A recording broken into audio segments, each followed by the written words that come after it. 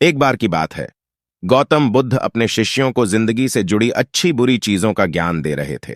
सभी शिष्य उनकी बातों को बहुत ध्यान से सुन रहे थे। उन सभी में एक शिष्य ऐसा था जिसे प्रश्न पूछने की बहुत आदत थी।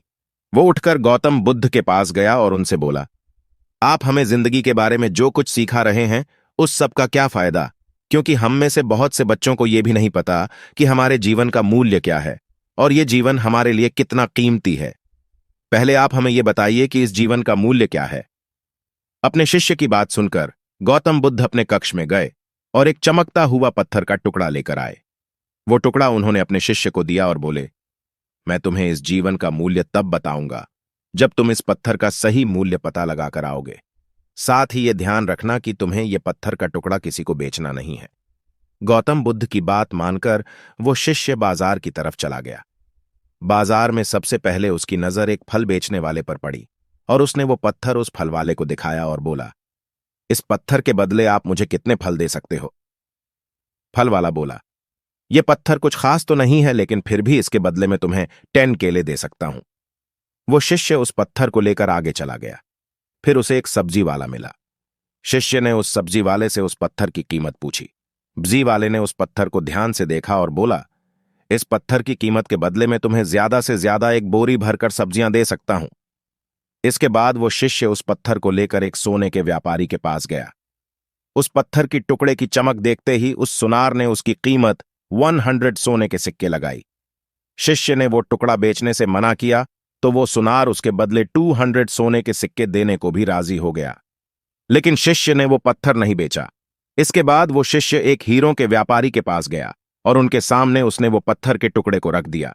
उस पत्थर को देखते ही हीरों के व्यापारी ने एक साफ कपड़ा बिछाया, उस पत्थर को उसके ऊपर रखा, फिर उसकी परिक्रमा की और हाथ जोड़कर उस पत्थर को कपड़े में लपेटते हुए वो बोला, तुम जिसे मामूली पत्थर समझकर उसकी कीमत पूछ रहे हो, असल में ये एक बेशकीमती रूबी है। ऐसा रूबी हर किसी को नहीं मिलता। मैं अगर अपना सब कुछ बेच भी दूं तो भी इसकी कीमत नहीं चुका सकता। उस व्यापारी की बातें सुनकर वो शिष्य हैरान हो गया। वो दौड़ा दौड़ा सीधा बुद्ध के पास आया और उन्हें उसने जो कुछ भी बाजार में हुआ वो सब बताया।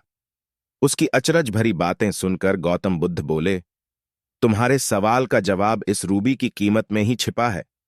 हमारा जीवन भी एक रूबी है। रूबी की तरह ये भी बेशकीमती है, लेकिन हम इस बात को हमेशा नजरअंदाज करते हैं और अपने जीवन का मूल्य नहीं समझते। हम दूसरों को देखकर और उनके जैसा जीवन जीने की कोशिश में अपने जीवन की कीमत को कम कर देते हैं। हम ये सोचते हैं कि हमारी जिंदगी की कीमत वही है जो दूसरे हमें बताते हैं, लेकिन ये बात हमेशा ध्यान रखना कि सामने वाला अपनी हैसियत, बुद्धि और अपनी समझ के हिसाब से तुम्हारी कीमत लगाता है। जिंदगी सिर्फ एक बार मिलती है, इसलिए इसको बर्बाद ना करें। अपनी जिंदगी को उतना ही कीमती समझें जितना कीमती आप अपने बैंक में रखें रुपयों को समझते हैं। आज के समय में लोग अपनी जिंदगी से ज्यादा कीमती प्यार, पैसों और दिखावे से भरी चीजों को समझते हैं। प्यार के चक्कर में लोग सुसाइड कर लेते हैं। पैसों के चक्कर में ऐसा काम करने लग जाते हैं जिससे उनकी जिंदगी बर्बाद हो जाती है। नाम कमाने के चक्कर में उल्टे सीधे काम करने लग जाते हैं। हमेशा याद रखें कि दिखावा करना जरूरी नहीं है। प्यार दोबारा मिल सकता है, पैसा फिर कमाया जा सकता है, लेकिन जिंदगी को फिर से पाया नहीं जा सकता। इसलिए अपनी इस बेशकीमती जिंदगी को अच्छे से जिएं, हर पल का आनंद लें।